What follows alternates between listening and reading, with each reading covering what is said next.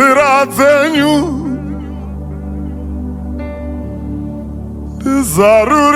ndizarurirei Mwari ndione ndega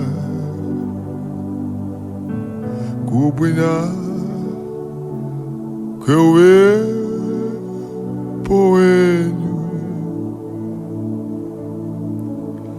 ndizarurirei Mwari ndada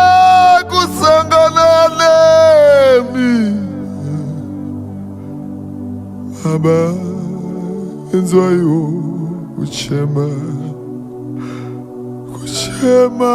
kwemoyo Mwari